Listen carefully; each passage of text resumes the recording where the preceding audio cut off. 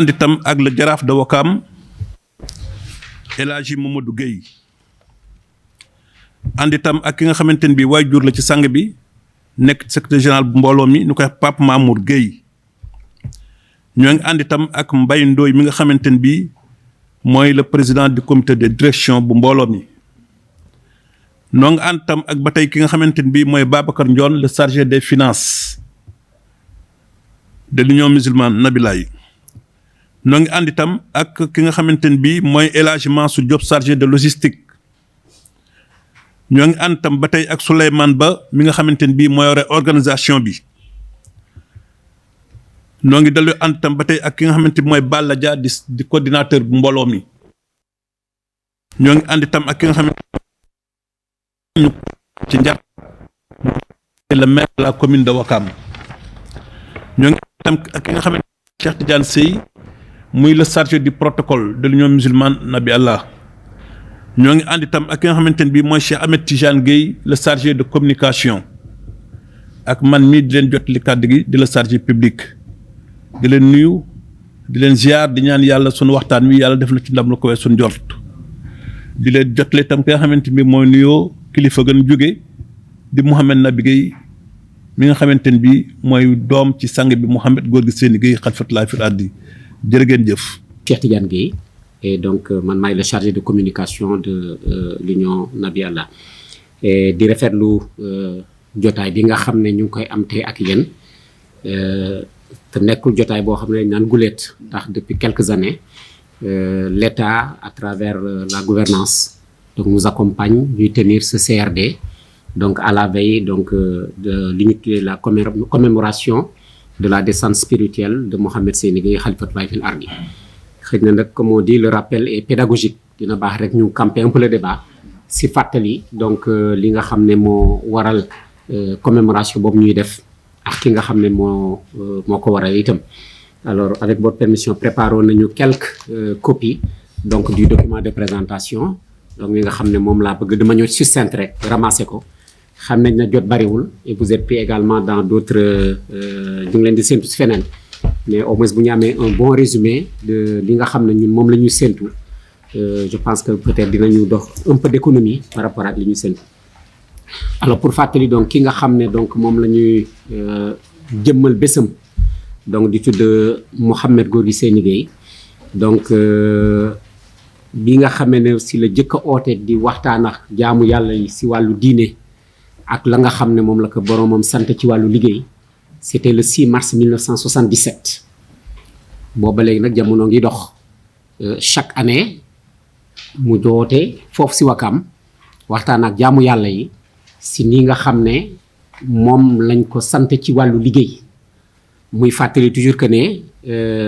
Sénégal yàlla bind na ko noo xam ne ñun ñëpp dañu bokk ànd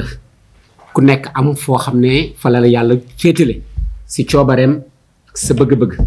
ñii féete laayeen ñii féete xaadir ñii féete tijaan ñi nekk murit yooyu loolu mooy li nga xam ne moo créer un peu cette cohésion sociale qu'il y a au Sénégal en plus aujourd'hui si li ñu tuddee le dialogue islamo-chrétien nga xam ne nekk na loo xam ne tey dafa nekk lu taxaw donc sang bi si li nga xam ne moom moo la dox moom dafa oo nit ñi si jaamu yàlla fédérer également toutes les confréries wax ne moom si wàllu boppam doonte yàlla am na fu mu ko féetale fu mu bokk mais cër bi nga xam ne moom la oote ak surtout liggéey bi nga xam ne moom lay liggéey la boo xam ne dafa wasaare àdduna yépp chez les musulmans essentiellement mais également c'est une mission qui est également destinée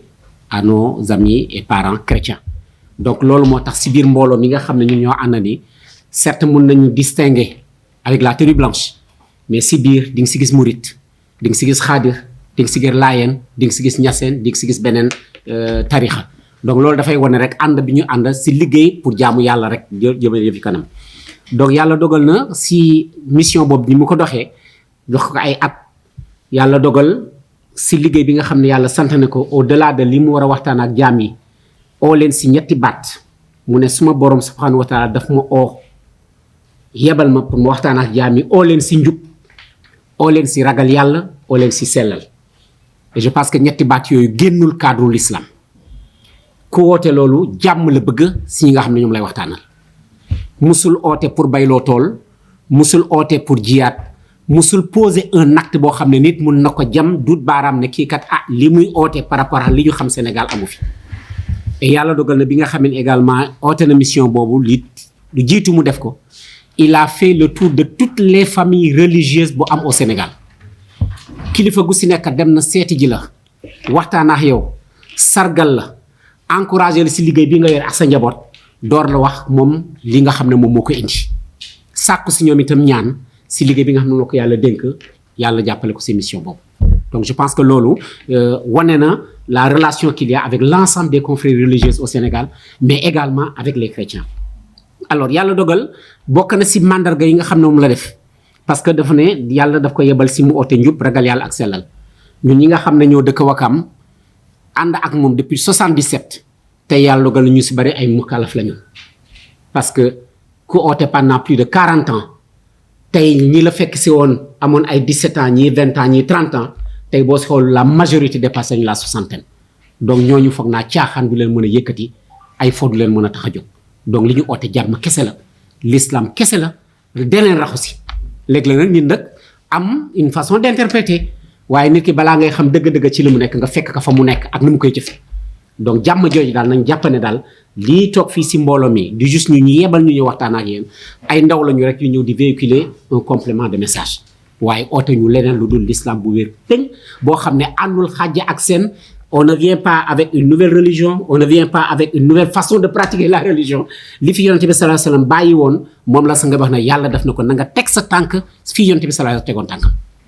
je pense que kooku bu doxee mission boobu indiwul dara loo xam ne mun na différencier alors si ay mandargaam bu weesoo ni nga xam ne defar na ko jaam yi parce que dafa ñëw à une période boo xam ne dafa fekk Wakam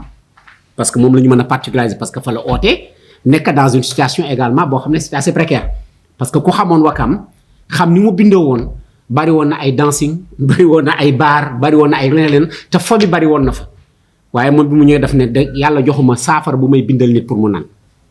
du ma bindal nit téere lu muy wax lu muy takk nit ki mooy am fas-fas gëm li ma koy wax jaamu yàlla xam ne caaxaan du ko yóbbul fenn fudul si musiba xam ne na fonk ay waajuram mbooloo mi amu si kenn koo xam ne sa nga jaakaar naa yow ne la nanga ma jàpp bàyyi say waajur musu taxaw si kenn tàllal ko loxo ne ko tegal ma ñaar dërëm parce que dama manqué dépense et pourtant yàlla éprouvé ko parce que c'était un comptable de formation qui a travaillé dans une grande entreprise de la place à l'époque qui s'appelait Ogier il était le comptable payeur Juma Touba bi ngeen di gis nii liggéey bi yàlla si loxoom la ko tegoon au niveau des finances moom moo doon fay les ouvriers bi fa nekkoon te wax na ne moom liggéey na Touba ba bu mu fay jógee musul for pont si chantier bi yóbbu ko si néegam pour am lu mu ko utiliser c'est que la ko yàlla dénkoon foofu la ko bàyyi ba mu jeex donc kooku référence la boo xam ne indi na ko si wàllu doxalin et ñun tam ñu ànd gëm ne kat lii mu woote dëgg la si yàlla la jëm donc nañu suñu warugar mooy ñu ànd ak moom si mission boobu donc bu weesu jikko yi mu defar li mu matérialisé au plan physique lu nit mën a teg bët mooy la mosquée de la divinité boo xam ne suñu borom moo ko wonoon si gént baatin la ñuy wax ne ko plan la boo xam ne dama koy wàccee na nga ko topp nee na si biir baatin mu topp ba gis plan bi wàcc au niveau de la plage de Wakam muy fi nga xam ne fa lañ ko matérialiser tey te foofu ñu ko def tey place la boo xam ne terrain football moo fa nekkoon bokk na si ñun ñoo xam ne ñun football nañ fa ba tàyyi bi ñu nekk gu ne mais moom dafa ne yàlla fii la ko war ne ko nañ fi tabax jumaa ji en 92 su ma juumul le 9 mai si la ñu teg la pose de la première pierre si la travaux yi démarré et le 1er octobre 1997 si lañ ko inauguré donc travaux yi au total duré nañu 5 ans ak 5 mois yoo xam ne amuñu financement parce que moom mi waxoon mooy ne yàlla moo ko liggéeyloo jaam bu si bëgg a participer na nga ñëw def te yàlla tax dërëm bu ko waay jox ne ko pour jumaa ji la dërëm boobu mus ko jaxase moo tax dafa daa wax ne moom ñaari poos la am na poos boo xam ne poosu jumaa ji la am poos boo xam ne poosu boppam la lu ko nit jox ne que lii pour jumaa ji la loolu dugal na ko si biir jumaa ji ba liggéey di jeex te ay bonne volonté rek fi ne woon donc liggéey boobu def nañ ko amul musul am grue amul ñoon matériel mais yàlla moo tàggat jaam yi et c'est que des volontaires amul kenn ku fa mos a liggéey ba ngoon jot ñu jox la passe wala ñu fay la ñaar dërëm c'était que des bonnes volontés donc yooyu mooy li nga xam ne moom la ñu mën a matérialiser alors moo xam ne oote bi ko yàlla ooteeloo nag dañ ko war di jëmmal et ren mooy nekk la 28e édition donc ñaar fukki at ak juróom-ñett yoo xam ne chaque année c'est le dernier week-end du mois de mars lañ koy def ko un samedi de préférence pour permettre à toutes les personnes yi nga xam ne bëgg nañ si ñëw du ñu jël seen liggéey bàyyi ko pour ñëw di dox loolu parce que mu toon loolu daf ko mosoon a marqué mu ne nit lépp loo xam ne yaa ngi koy def parce que liggéey jaamu yàlla la liggéey bu ñu la ko santee doxal ko ba mu mën sëkk jaamu yàlla bii di jullee loolu bu ñu la ko teree sa place ba ngay liggéeyee bu ko fa def ndax nit ki warul tooñ boroomam warul tooñ moroomam te nee na sa moroom bul ko tooñ si alal bul ko tooñ si alalam bul ko tooñ si doomam bul ko tooñ si jabaram donc kooku je pense que li mu doon communiquer vraiment nit mun na si am xel bu dal ba tax nga ne kii kat liggéey bi muy def nañ si ànd bokk loolu daal en résumé monsieur le gouverneur et cher invité moo doon lu ma bëggoon a def rek pour tënk wane jëmm ji nga xam ne moom la ñuy àndal di def liggéey boobu léegi yàlla dogal na nag moom il est décédé depuis le 12 mars 2007 waaye liggéey bi nga xam ne mu ngi doon def moom la ñuy perpétuer c'est son fils aîné du nom de Mohamed Nabi Gueye te yàlla dogal na moom moo yore liggéey boobu di ko def et kii ñu présenté sànq di Pape Daouda doom la si sang bi rakka la également si l'actuel xalif donc moom la ñu jiital tey ñu ànd ak moom monsieur le gouverneur pour ñëw présenter loolu alors document bi nga partagé nag donc ça résume les états des besoins yi nga xam ne moo ñu permettre ñu dem dans le cadre de cette commémoration mais lu ko jiitu dafa am ay remerciements yoo xam ne dañ ko amel d'abord le président de la République parce que musul tënxamlu événements yi nga xam ne ñu def moo xam président yi ko jiitu woon fekk les commémorations successives ba si moom mi nga xam ne moom moo fi teew te yàlla dogal na chaque fois qu'on l'a saisi il a également saisi les différents corps de l'État yi nga xam ne war na si mën a jàpp dont le gouverneur pour présider aujourd'hui le ministère de l'Intérieur ku mel ne suñu soppi bale Mansour Diop nga xam ne liggéey na de façon très approfondie ak ce ministère nekkoon fa kàngam itam donc moom mun na seede itam l'accompagnement qu'on a eu du ministère de l'Intérieur les forces armées la santé dont moi-même je suis issu parce que je suis le conseiller technique en charge de la coopération internationale au niveau du ministère de la santé donc j'en profite pour saluer donc mon collègue représentant le MCR donc am nañu toujours ay firnde yu wane daal vraiment li ñu mës a dox yëpp daal jàpp nañ si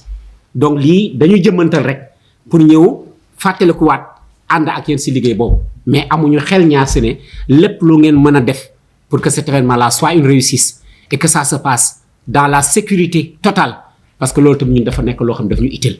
loolu moo tax tout le temps ñuy inviter également les différents corps de l'État tels que la gendarmerie la police les sapeurs-pompiers parce que nit fu muy dem pour di fa jaamu yàlla bëgg na fa dem si teey ak bakkanam jógee fa delluwaat si teey ak bakkanam donc kooku tu as la responsabilité de sa sécurité mais comme ni suñu Oustaz Aliou Sall di wax rek ñi gàmmu ak ñi raasem du ñu benn on a eu dans des événements des cas de figure de vol de pickpocketage yooyu day baax ñu relancer ko pour que quand même aussi cette veille là qu'on puisse l'avoir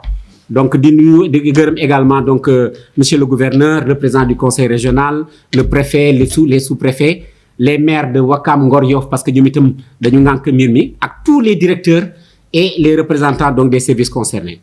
maintenant li nga xam ne ñun moom la ñuy liggéeyee dañu am des différentes commissions et commission bu nekk dafa am lu ñu la santé ci wàllu liggéey bi et la commission logistique nga xam ne suñu soppale Mansour moo ko yoree donc ñoom listé nañu l'état des besoins il y a juste peut-être un rappel bu ma bëgg a def xëj na pour ñi nga xam ne mii nu ñu woon suñu événement habituellement on le faisait en 2 phases le matin dañuy daje au niveau de la mosquée de la divinité parce que toutes les mosquées de Ouakam bu ñu xëyee dañuy jàng kaamil à 11h ñu daje mosquée de la divinité jàng foofu tam kaamil tëj kaamil yi nga xam ne moom la ñu def yëpp door a jógee foofu dem à l'intérieur du village pour restaurer wu et l'après-midi la causerie religieuse avait lieu à l'intérieur de Ouakam dans une place qui s'appelait Baye mais gis nañu Baye configuration am ak xataayam ak chaque année mbooloo mi ni ñuy gën a bare pendant des années on a réfléchi sur la possibilité de délocaliser l'événement dans un endroit qui est beaucoup plus ample nga xam ne l'aspect sécurité peut également être observé et si la ñu jàpp donc depuis l'année dernière ñu def ne léegi tout l'événement va être consacré au niveau de la mosquée de la divinité parce que am nañu esplanade bu yaatu et plutôt que les gens di dem di monter au village revenir bu ñu defee yëpp foofu je pense que dina xaw a gën a yomb daaw fekk na nag dugguñu woon ci weeru koor donc les gens le matin bi ñu terminé kaamil bi ils sont partis au village se restaurer bi ñu paree door a dellu si dans l'après-midi mais comme ren yàlla dafa dogal événement bi di tomber ci weeru koor donc dañ ne il faut que ça soit une situation allégée moo tax ñu def un chronogramme boo xam ne bu ñu paree ci kaamil bi rek dañuy enchaîner avec la prière de Tisbar waxtaan bi dem nga xam ne bu ñu jullee tàkkusaan 18h au plus tard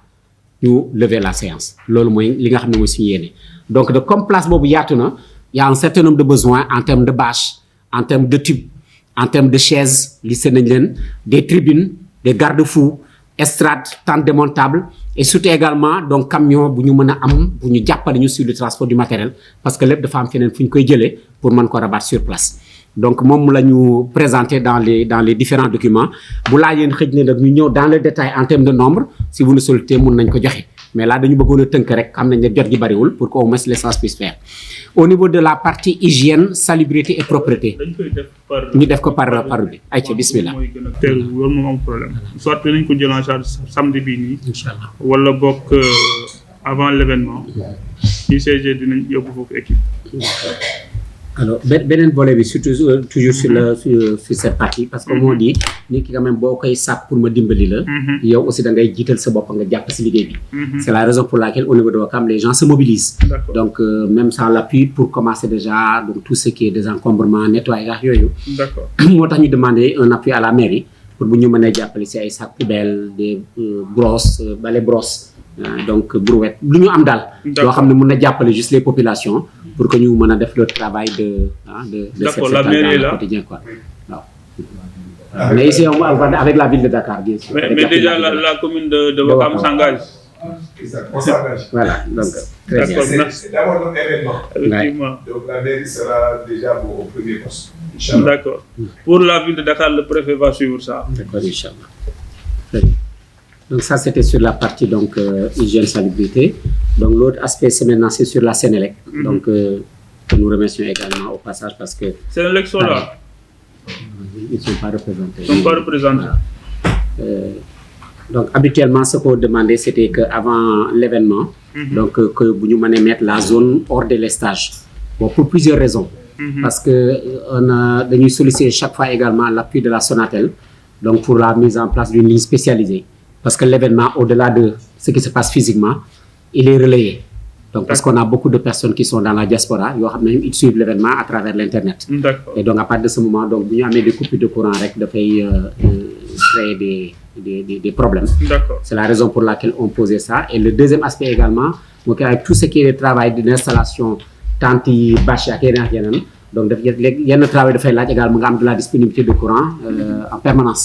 Donc moo tax dañuy solliciter à chaque fois vraiment jàmbaar lañ si nag. bon dañ leen di gën a ñaax rek pour ñu gën si jàpp ba ñu fàtte parce que léegi aussi fàtte mën na am. D'accord. donc pour que donc cette période là ñu bàyyi ñu loolu. Et également donc dañ doon demander toujours également des branchements provisoires yoo xam ne compteur triphasé lay doon benn bi c'est au niveau de la mosquée. benn bi dañ ko daan def au niveau de la place Baye. donc ce qui permettait parce que comme dañuy déployer également des écrans géants ak yooyu yëpp donc compteur triphasé yooyu mooy koy mën a antal en général pour ce type de travail quoi.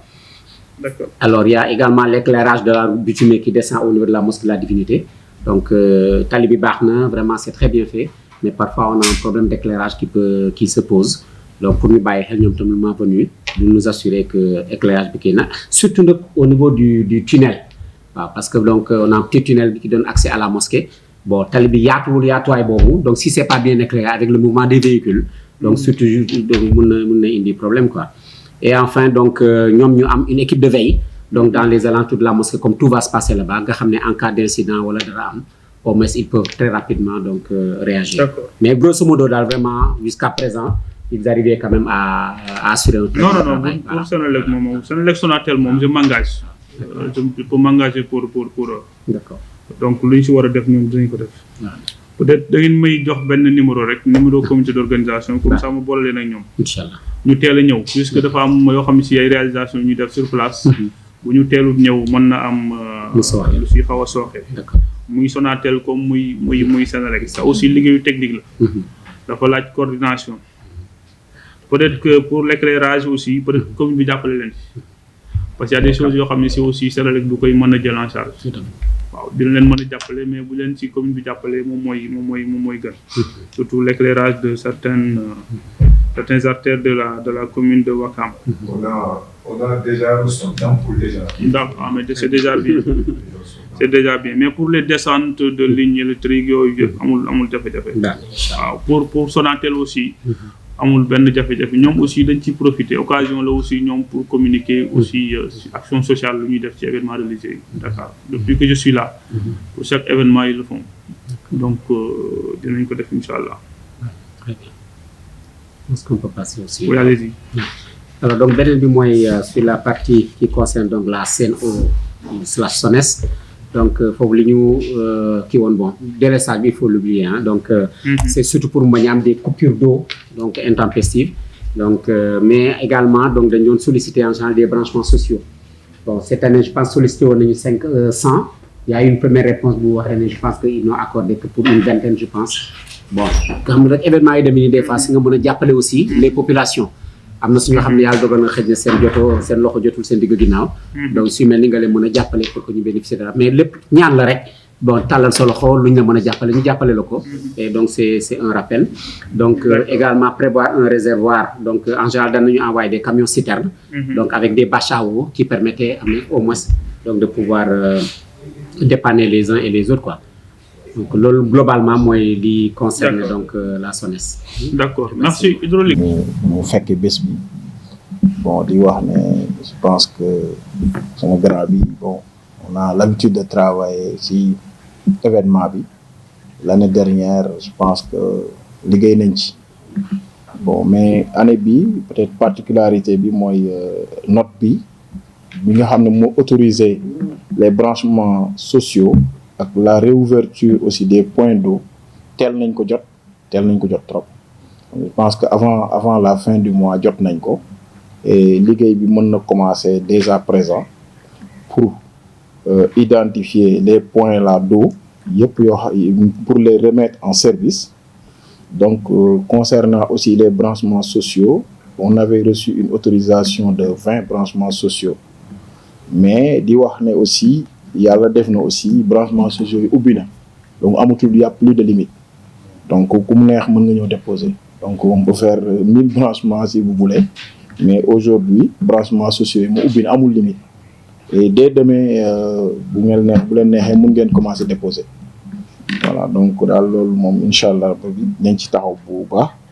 côté aussi camion citerne yi comme ni ko hydraulique waxee am nañ aussi ay camions citerne yu nekk ci zone bi ay c'est des camions de kii au fort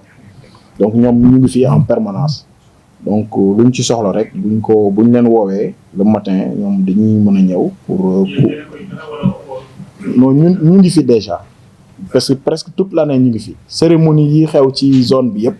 chaque fois que ñu wax ñu ko ñu yëg ko dañ leen envoyer on donne le carburant très tôt ñu dem au niveau de la zone de captage ravitailler wu après ñoom ñu ñëw les camions sont là en permanence voilà donc concernant aussi éviter rupture d'eau yi aussi donc loolu aussi je pense que dinañ ci taxaw bu baax donc bu amee aussi parce que souvent les incidents là c'est des accidents c'est des choses yoo xam ne léeg-léeg doo ko prévoir bu loolu xewee amee aussi ñu mën a taxawaay bu gaaw pour ñu régler ko le plus rapidement possible voilà donc daal loolu la ñu amoon luñ ci wax incha allah rek. suñu xel dal na parce que yow suñu collègue nga te xam naa ne di ngeen gën a woyofal vous serez un excellent facilitateur et vous l'avez déjà été kon incha allah dinañ ko jàllale dinañ ko jotali waaye man fii li ma xaw a kii mooy lan mooy différencier ambulance yeeg véhicule qui médicalisé yi quoi. C'est au niveau de la frappe que lañu kii rek mais c'est des ambulances médicalisées. Ok kon c'est bon waaw daf ma xawoon a ñàkk leer ndax su may rapporter damay bëgg wax dëgg yàlla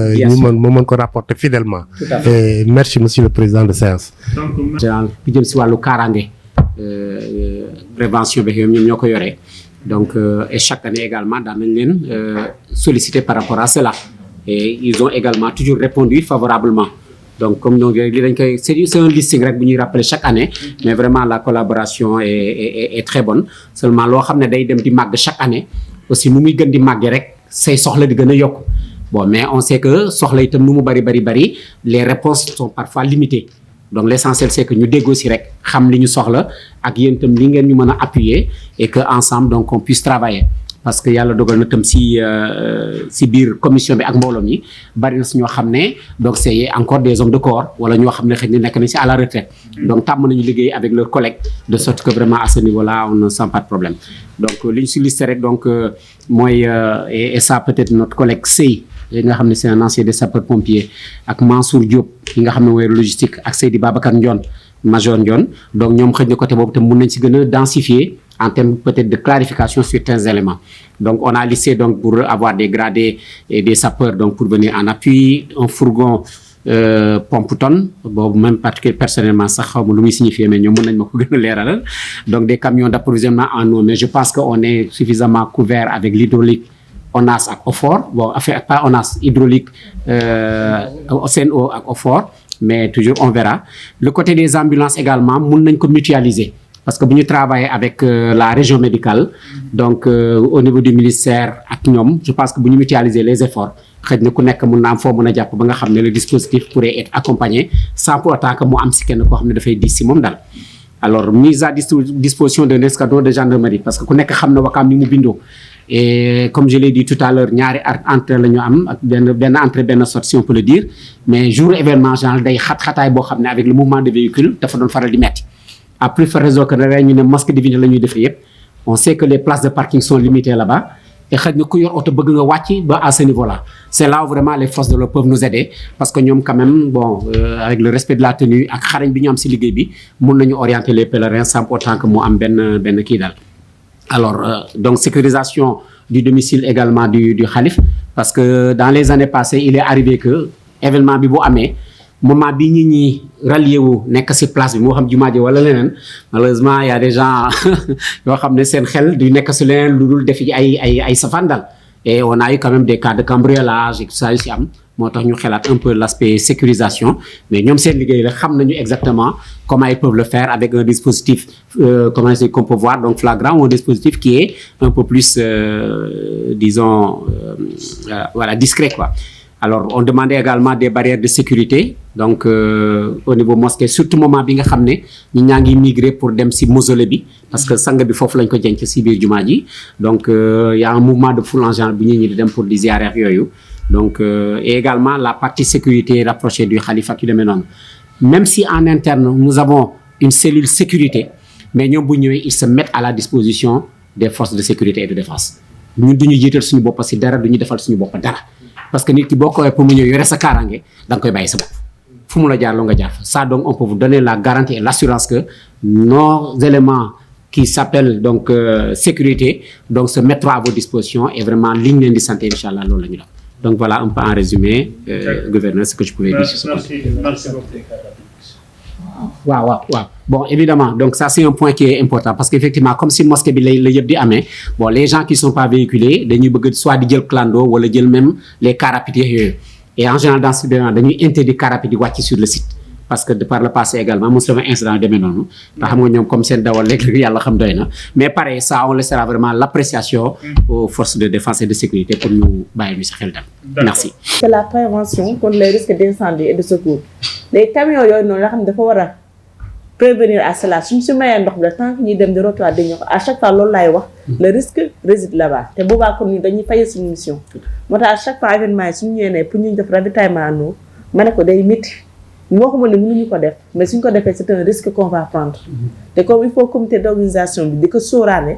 comme hydraulique mi ngi fii ak waa Sen'Eau à chaque fois su may waxtaan ak tam seen kilifa ñoom loolu lañ may wax ne ni ñoom dinañ mën a assurer partie boobu donc partie boobu ñoom ñu jagleel leen ko ñun ñu nekk fii pour suñu liggéey waaw pour notre mission première qui est la prévention contre les risques d'incendie et les secours je pense que boobu comme c'est réglé te seen chargé de communication bi il l'a dit donc c'est un point réglé donc la Sen'Eau et l'hydraulique vont se charger de l'approvisionnement en eau pour le fourgon pompe-tonne et les ambulances on le mettra évidemment en place parce que fu nit nekk loolu yëpp dañu ko prévenir loolu je pense que c'est notre dispositif habituel à mettre en place et donc le nombre là qui sera mis en place le jour déterminera le nombre parce que jour bi tam fekkee service yi dañoo bëri dinañ xam mais fekkee kiiwul moom daaw je pense qu'on avait amené un important dispositif mais aussi le fait d'amener beaucoup de moyens aussi comme ni ñu ko waxee problème de parking dafay am problème de mise en place du personnel parce que après daaw je me rappelle surtout géej bi benn kii lañ mujjee local lañ mujjee àbb foofu pour mettre les éléments fekkee dañoo bëri itam day xaw a métti logistiquement ça va être difficile pour vous l'organisation en plus de gérer les forces de défense aussi mais de gérer les autres choses donc on travaille chaque jour avec la région médicale suñu ñëwee ak seen moyens on les mutualise et on les met en collaboration comme ça dinañ mun donc ambulance yi tamit dañuy andi ambulance médicalisée ambulance classique yi je préfère les laisser en caserne pour assurer la distribution des secours donc boobu dem lañ koy teel a wax ambulance classique seront en caserne mais on va mettre en place des ambulances médicalisées je pense qu'ils sont les plus à point même je pense et donc le nombre aussi comme ni leen ko waxee c'est ça le jour bi dinañ ko définir mais mun naa leen wax ni dina am personnel dina am lépp yoo xam ne ñëw taxawaay comme daaw suñu ko sax ñu def lu ëpp lu ñu defoon daaw tam dinañ ko ci def di leen wax ni suñu événement la ñun ñëpp comme suñu secteur la nekk tam dinañ ci taxawu di ñaan yàlla mu ñuy def ko ci jàmm ak salaam comme daaw et comme ci weeru koor lay nekk je pense que ce sera plus facile même comme à partir de 18 heures le dispositif sera levé donc ce sera pas un problème. Merci capitaine donc lu ñu mën a tënk pour ce point sécurité mooy engagement yi nga xam ne FDC jël nañ ko par rapport aux besoins du comité d'organisation lépp ñoom danañ ko jël en charge maintenant nag li ci des mooy tëpp solo mooy organiser cette visite là def te teel ko def ngir mën a jël matuwaay yëpp ba nga xam ne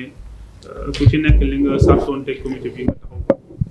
waaw muy comité bi comme muy FDC aussi boo leen paree rek boo leen waxee bés bi nga xam ne le comité sera disponible ñun dinañ mobiliser les services avec le sous-préfet accompagner leen mu ñëw xool boppam ba li ñu ci war a def mu def incha allah merci beaucoup président on continue. D'accord. Alors donc le dernier volet donc va concerner donc la Sonatel, la RTS et le commissariat à la sécurité alimentaire. Donc pour la Sonatel, donc on en a déjà parlé, c'est juste de préciser que donc déjà le courrier envoyé nañ leen ko déjà, donc c'est pour la demande de la ligne spécialisée. Et donc ñoom en général donc à partir du 22 lañ leen demandé pour ñu mettre ko en place. Et le lendemain de l'événement ñu lever ko parce que na fekk ñu terminé. Donc ligne fibre optique bi comme on a dit en permanence mosquée bi, ça c'est vraiment par rapport à la diffusion donc sur les réseaux sociaux donc ak yooyu quoi. Alors pour ce qui est de la RTS donc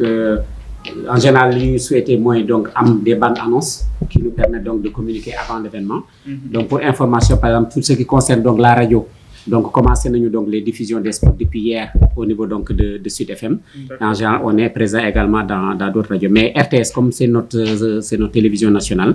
Donc on les sollicite en général donc pour ce qui concerne donc la couverture donc pendant et après l'événement. Correspondance bi dem na déjà. Donc par contre la grosse difficulté je ne sais pas s'il y a un représentant de la RTS qui est là ou pas. La grosse difficulté qu'on a avec ñoom mooy que ne en général au-delà de correspondance bi ngay def vraiment il faut jouer des pieds des mains et des coudes pour les avoir. Alors même boo leen amee donc ils vont vous demander yow yaay di ñëw jëli ji leen yow yaay ñëw delloo leen. Xam nga defa quand tu es dans le cœur d'un événement mënoo yore yenn responsabilités yi man am na année boo xam ne man maa dem jël sama oto bopp dem jëli ji leen ñu pare moo chauffeur bu leen delloo donc c'est quand même assez difficile on sait qu'ils sont très sollicités nag vraiment à leur décharge on les comprend mais quand même ñu xam ne tam mbir mi tam bon mbiru ñëpp la ñoom itam lépp lu ñu mën si am ci wàllu effort côté boobu daal ñu mën ñu si jàppale. D'accord. Voilà. D'accord. Donc je pense que je peux terminer avec le dernier point. Commissariat de sécurité alimentaire également chaque année dañ leen di solliciter du fait que effectivement gan yi ñëw en général ils nous appuient en riz ak denrées alimentaires. Donc là pareil donc les correspondances sont parties. Donc voilà les 3 derniers points. D'accord. Donc oui pour ces points là Sonatel comme ni nga ko waxee woon Sonatel amul problème. Sonatel moom li ñu war a def nañ ko def. Pour la ligne LS. amul benn problème yéenay wax rek bés bu ñu ko soxlaa. D'accord. Yooyu ñoom amul problème pour RTS nag c'est très compliqué. Parce que aussi comme ni nga ko waxee yeneen sollicité dafa bëri donc ñoom bu ñu xëyee fi ñuy war a dem yépp day bëri. moo tax mu laaj suivi bi ngay wax daf ci am solo en plus des lettres ak aussi ñun dinañ def le gouverneur dina xool ba xam moom avec le directeur général dinaa ko rendre compte comme ça moom mu mën a defal personnellement le suivi parce que dina gën a yombal incha allah pour les denrées alimentaires les denrées alimentaires, CSA, ils sont là, mais ils ne sont pas là. Mais CSA Dakar, mon coup, il est malade. Donc, c'est le ministère, c'est le ministère du développement communautaire. Moi, je appuyer sur le denrées alimentaires. D'habitude, c'est le gouverneur qui a fait lettre pour rendre compte aussi de la tenue du CRD, mais aussi pour les comités d'organisation du socle. Donc, moi aussi, d'habitude, moi, je fais le suivi avec le ministère. Wow. Si je fais une lettre, je vais aussi une copie. Il y a une comité d'organisation qui est nous avons le suivi. Très bien. Inch'Allah, c'est ce que Ageroute, pour le point que le comité a soulevé. Oui. Effectivement, comme moi je pense que pour une mission de reconnaissance de terrain, pour étudier ensemble qu'est-ce qu'il faut faire. Et sur la base de ça, on pourra définir ensemble ce qu'il faut faire. Je pense que c'est la meilleure solution pour cette fois-là. D'accord, merci. Visite, oui, allez-y. Pour ajouter, bon, on va intervenir. Parce que nous aussi, bon, nous venons vraiment, ajouter aussi le problème de nous à cette proposition. Parce que par rapport au minimum de cette ça fait il y a ça fait une dizaine d'années, on a appuyé nous sur un projet, mais depuis lors, bon, chaque année, il y a une bonne réaction par rapport à ça. Donc, nous nous soutenir parce que même là, nous avons donc, nous avons appuyé si faire parce que parfois, il y a encore une peine, et tout quoi. Donc, je suis donc, il y a un seul chaque année, nous nous soucions. Pour une diable, parce que les gens donc, voilà. C'est bien. De toute façon, nous les plus de représentants, on va regarder ensemble, il y aura une CG. Mais en tout cas, avec Inch'Allah, non, pour défendre Ageroute, mais aussi comme l'État, ku ci nekk dafa am lu la tëralee peut-être ki fi ne woon Ageroute kooka moom moo am laa biir boppam rek joxe ay brouette ak ay yooyu noonu mais joxe brouette du mbiru Ageroute léegi sax ñoom liggéeyu tali nettoyer tali sax dañ ko joxaat ñeneen ak FERA peut-être ñooy def loolu peut-être ñoom seen comme ñooy liggéeyee ak yéen foofu lañu dëkk aussi peut-être mooy def ñuy def ñu leen di laabiré ci côté boobu noonu mais wàllu brouette yi actuellement c'est le ministère de l'urbanisme moo koy def à travers la direction générale du cadre de vie moo tax ma ne le préfet mu dugal ko ci bësub setal bi parce que bësub setal bi ci la ñuy joxee brouette yooyu noonu ak bale yeeg yooyu yëpp waaw bu ñëwee nag comme ni ko porte-parole waxee waa dëkk ba aussi jàppale leen ngir taxaw leen ba journée bi ñu mën a jël artères yi bari ñu mën ko nettoyer inch'Allah waaw mais li ma bëggoon daal te mu gën mooy jitteel mooy ngeen ne ma bés sangam comme ça le préfet moom mu def convocation les services concernés ñu mën a ñëw def visite de reconnaissance boobu noonu waaw à ce niveau-là waaw moi je pense que même une semaine avant non joxal date moi ce que je voulais proposer c'est le bu ñu ko mënee def par exemple le mercredi 15 le mercredi 15 préfet noté faire toutes les demandes, n'est-ce pas, qui ont été formulées ici, donc dans cette demande-là. Légui seulement xamna ay quelques laaj rek ñu bëgg ñu sé éclaircissement pour que ñu mëna def liggéey bi dal. Donc branchement amna ay branchement provisoire ñu demander donc je ne sais pas ndax la liste pourra être disponible bala bobu ñu xam. Ce sera un nombre de combien?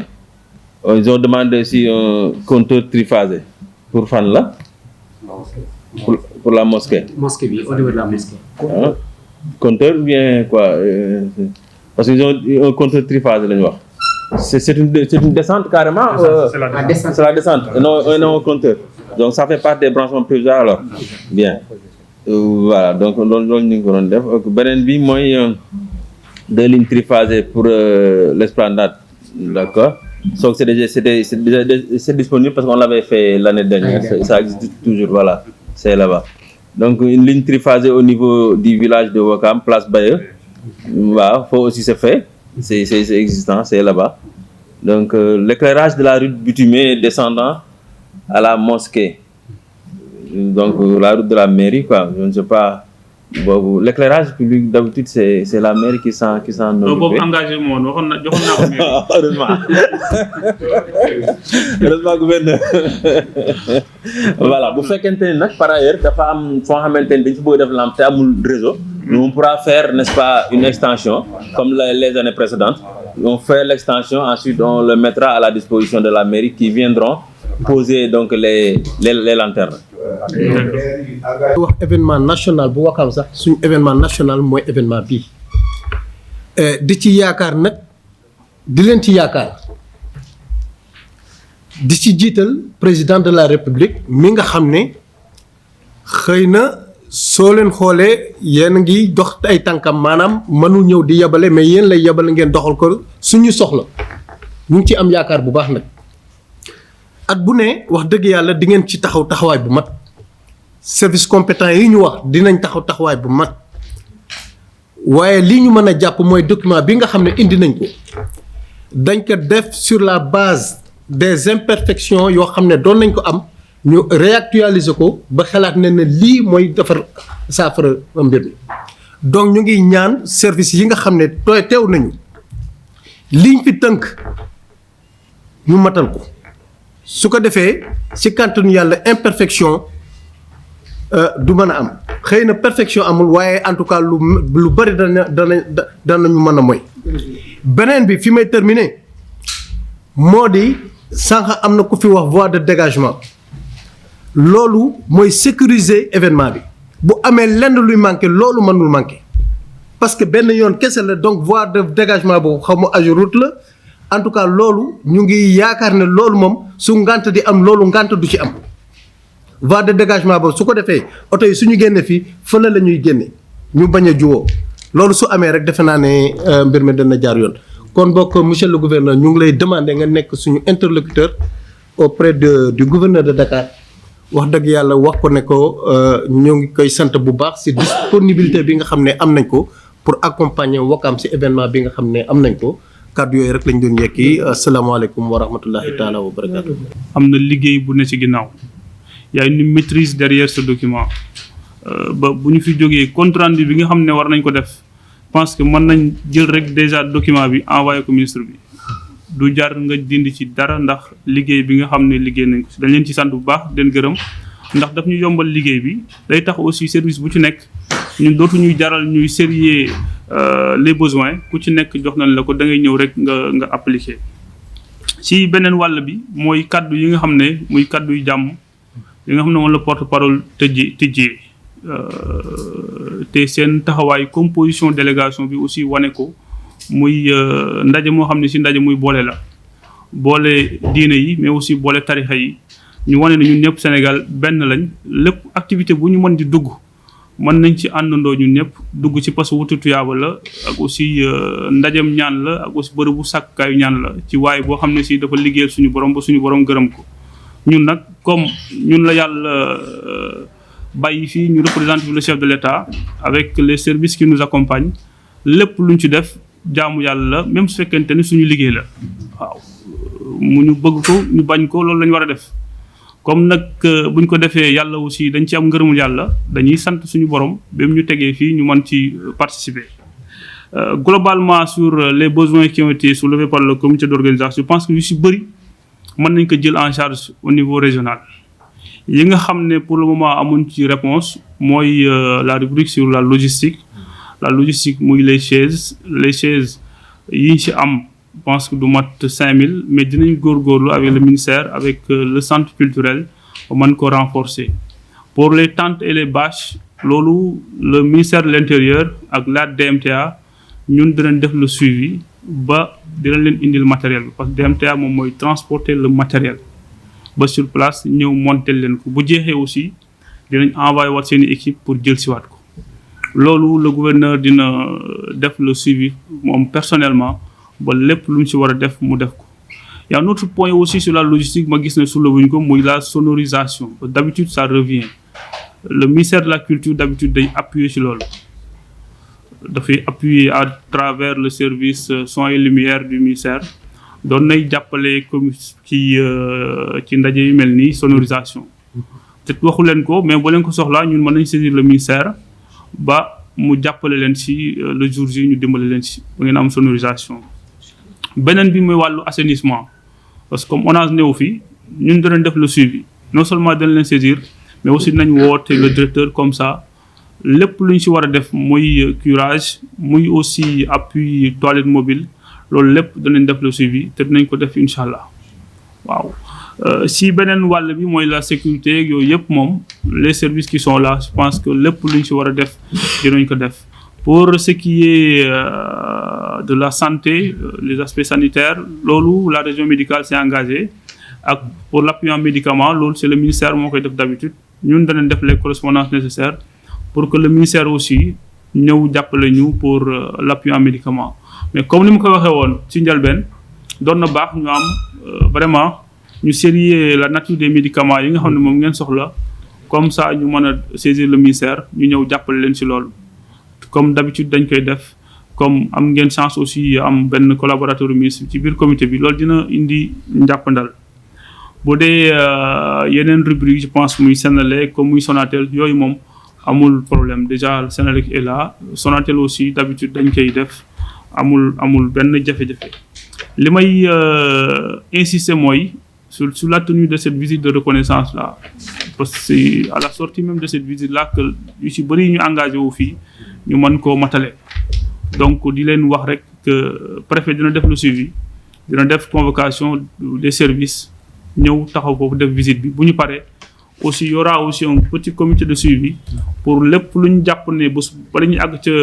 bés ba lu ci xaw a sooxe rek ñu jéem a àndandoo jéem ko corriger parce que travail d'équipe la du ñun service yi aussi parce que y a des nouveaux qui sont là ñenn ñi mosuñu fekkee événement bi même su am na ñenn ñu am chance fekkee ko ñeneen ñi dañuy ñëw rek rejoindre ñu bu fekkente ne mbir yi leer na rek dina yombal vraiment seen taxawaay en tout cas ñu ngi sant ñëpp di leen gërëm di ñaan aussi suñu borom may ñu wér ba li nga xam ne jël nañ ko ci engagement sartonte ko comité d'organisation bi yàlla matal ko muy ngëneel d'abord ci ñun mais aussi di ngëneel ci Sénégal te loolu moo ñu fi bàyyi ñun ñëpp donc bala ñu tëj peut-être joxaat sëriñ bi kàddu gi mu ñaanal CRD bi mais aussi ñaanal ñëpp ñu fi toog ñu delluwaat ci liggéey bi ci jàmm.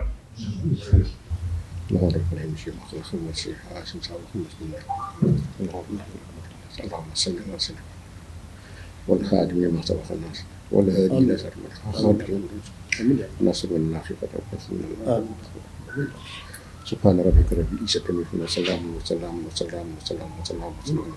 اللهم صل على سيدنا waaw di asalaamaaleykum di leen gërëm d'abord d'avoir assisté à ce CRD au niveau déjà de la gouvernance représenté fii notre maire Abdou Aziz Gueye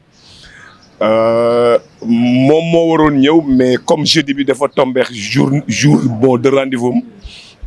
looloo tax mais bi may ñëwit bon yëpp na ma comme j'ai eu à le dire aussi si biir bon CRD bi waaw di sant aussi mouvement Nabila bi sant sax du si am parce que si lañ bokk di ne rek alhamdulillahi rabbil alamin comme niñ ko defee nii je crois que au nom du gouverneur représenté gërëm na comité quand même bon de travail bi def liggéey bu mucc ayib loolu rek doy na satisfaction gouverneur dans sa relation ne liggéey biñ ko indil nii vraiment liggéey bu set wecc la donc décadamoo waa bon pour Wakam ne am nañ à tout moment des cadres ou bien bon des compétences yu ne à ce niveau là ba nga xamee ne lu ñu yóbbu waaw quand même waa bon ñun nawee ñu si waaw di ñaan déjà que événement bi événement Wakam gi yëpp la du événement wu Nabila rek parce que Nabila wi du Wakam rek Nabila wu addina bi yëpp la événement bi di ñëw nii nag suñu événement la ñun waa Wakam jiital si maire di leen feddali encore contenté maire ak disponibilité aussi pour accompagner événement bi du début jusqu'à la fin yàlla nañu si yàlla may ñu yegg seex jàmm ñëpp fekke ko Karimba boo tal ko ba ñu fekk kay ay événement yi ba asalaamaaleykum wa rahmatullah.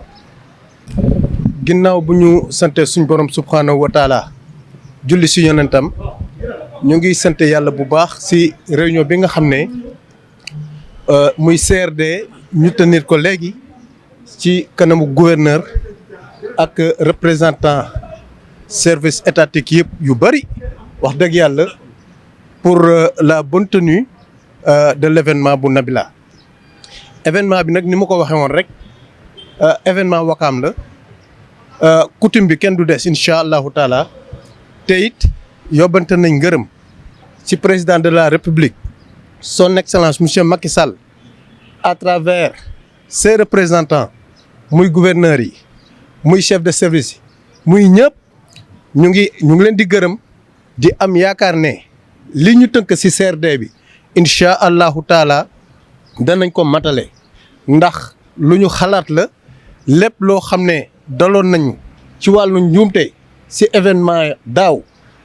xoolaat nañ ko waxtaan ci ba teg lépp ci loxo gouverneur kon bokk ñu ngi doole sant yàlla bu baax a baax njarka ki nga xam ne mooy monsieur le maire nag ko jotal suñu ngërëm si taxawaay bi nga xam ne mu ngi koy taxawu Wakaam incha allahu taala ñu ngi koy yaakaar ci événement bi di xalaat ne dina tax amuñu sikk sàkk ci moom parce que xam nañ pas-pasam ci Wakaam waaye ñu ngi lay yóbbante ngërëm ci moom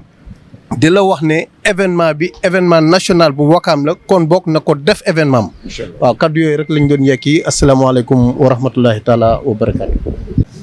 aman ahousu billahi min asheytaani rajim la hawla wala quwwata illa billahi aliyil azim asalaamaaleykum wa rahmatullahi taala wa barakatuhu ñu ngi leen di nuyu yéen ñëpp di leen gërëm di leen sant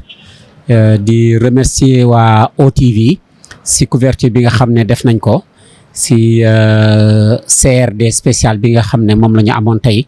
avec le gouverneur de la région de Dakar ak les corps d'État yi nga xam ne ñoom fi nekkoon et di si sant yàlla bu baax ndax am nañu yaakaar ne réunion bi jàll na si anam yu mucc ayib gouverneur amoon na vraiment li tubaab di wax une écoute et une oreille attentive déglu nañu posé na ay questions jël na itam des niveaux d'engagement yoo xam ne vraiment dal na xel par rapport ak li nga xam ne moom la ñuy séntu muy ñaar fukkeelu yoon ak juróom-ñett bi nga xam ne ñu ngi war a jëmmal wàccet ak leeru yonent yàlla Insa jaarale ko si jëmmu Maulana Mohamed Sini xalifulaay fil ardi donc tey daal mën nañu wax ne daal vraiment CRD bi ñu am yàlla defal nañu si jàmm et ñu ngi am yaakaar ak yaxin bu rëy itam que ne xëj na li ñuy fii ba ñuy jublu si événement bi lépp loo xam ne am nañ ko si wàllu liggéey bu ku nekk war a def itam ñu gis si suñu bopp. et bu weesoo loolu itam dañuy delloo njukkal ak ngërëm monsieur le maire Abdoul Aziz Gueye donc à travers son représentant di suñu mag di suñu xarit El Hadj Daouda Diagne nga xam ne moo ko fi représenté ndax mairie Wakaam naka jekk yàgg na ñu taxawu mais gis nañu itam avec la nouvelle équipe ñi nga xam ne ñoom itam ñoom la ñu ñëwee ànd si événement bi wane ne effectivement que ne événement bi seen événement la ndax événement Wakaam la c'est un événement national mais également c'est un événement à portée internationale comme ni ñu ko waxee sax en introduction donc vraiment dañuy bokk di sant di gërëm ñëpp et vraiment di lancer juste un appel à toutes les communautés moo xam nit foo manti bàyyi ko ak foo bokk ñu xam ne mbir mi mbiru yàlla la oo nañ si ñëpp ñu ñëw ànd célébrer ko yàlla dogal na tam day fekk ñu tàmbali nekk si weeru koor ñaan yàlla si kattanam mu may ñu woor si bismillahi rahmaani rahim et dog si jeexal si alhamdulillahi rabbil alamin te événement bi yàlla dugal si loxoom na ma ko si daan dugalee démb ak barka démb ba mu nekk une réussite pour tout le monde loolu daal mooy li nga xam ne mën nañ si bëggoon a yokk rek si wàllu appréciation di gërëm itam le xalif donc à travers son frère Pape Daouda nga xam ne tey moom moo ñëw teewal ko fi et di nuyu itam di ziar kilifa mbooloo mi yëpp waa Géejawaay waa Ngor yi waa Yoff fépp waay mën a nekk rek ñu ngi lay gërëm di leen sant di ñaan yàlla dolli ñu sutura wasalaamualeykum wa rahmatullahi taala wa barakatuhu. rahmatullahi taala wa barakatuhu. mbokki jullit yi ñu ngi leen di nuyu ku ci nekk ci turam ak santam di leen gërëm bu baax di nuyu représentant xalif bi nga xam ne mooy Papa Daouda Gueye di ko nuyu di jotale mu jotale ñu suñu nuyu si Mouhamed Nabi Guèye xalifa Mouhamed Seyni Guèye xalifatullahi fil ard donc dañu teewoon fii ci gouvernance bi pour def CRD ak monsieur le gouverneur vraiment représenté par son adjoint rafetlu nañ liggéey bi wax dëgg yàlla taxawaay bi rafet na ñi nga xamante ne responsable yi nga xamante ne ñoo yor organisation bi li ñu posé document bi ñu defar ñun ñëpp ñu bokk ko defaradoo vraiment gouverneur bi mu ko xoolee ba ñu adopté ko gouverneur mu ngi kontaan lool ne moom il va se baser sur ce document là pour que mën a travailler avec les services de l'État pour le jour de l'événement ñu mën a couvrir événement bi comme nu ñu ko bëggee ñun waa organisation donc vraiment kontaan nañ lool ci taxawaay bi di gërëm monsieur Ndiarké Diagne mi nga xam ne moo représenté le maire de Ouakam di ko yóbbante suñu nuyoo ci monsieur le maire di ko gërëm bu baax di ko jaajëfal ndax seen taxawaay rafet na donc ñu ngi leen di xaar le jour ji di invité képp ku nga xamante ne yaa ngi seetaan vidéo bi muy sa invitation le jour ji nga mën a teew ndax nga ñaanal réew mi ñaanal sa bopp ñaanal waa Ouakam yëpp ñaanal mboolem Sénégal ñu ngi invité ñëpp yal na yàlla may ñu fekk ak tal jërë ngeen jëf asalaamaaleykum wa rahmatullahi taala wa barakaatu. waaw asalaamaaleykum wa rahmatullah noo ngi wane sunu kontante sunu mbégte ci CRD bi nga xam ne génn nañ ci avec monsieur le gouverneur de la région de Dakar tey union musulmane Nabilaye bi nga xamante ni ñëpp xam nañ ko noo ñëwoon doon def CRD noo am ci nag satisfaction totale parce que sunu doléance yi ni andi woon yëpp gouverneur bi nee na bu soobee yàlla état bi dina ci taxaw lu man ñuy remercier ñi nga xamante ni ñëpp teew nañ ci ak chef de commission yi président de commission yi surtout ñi nga xamante ni bi ñëpp ànd nañ un dossier complet ca yàlla def na itam lépp itam lu andi itam état bi am na ci satisfaction ni dina ko taxawal def ko bu soobee yàlla kon noo ngi profité ci occasion bi rek di invité ñëpp ci événement bi nga xamante ni bi mi ngi tombé ak le 25 de ce mois-ci nu koy defee fële ci à la mosquée de la divinité ren nag cachet particulier bi ci am mooy dafa tombé ak weeru koor kon nan teel a waaj rek teel a ñëw ndaxte dañoo bëgg balaa 18h rek programme bi yëpp jeex kenn ku nekk dellu ci sa kër ci alhamdulilah rabbil alamin jërë ngeen jëf merci beaucoup.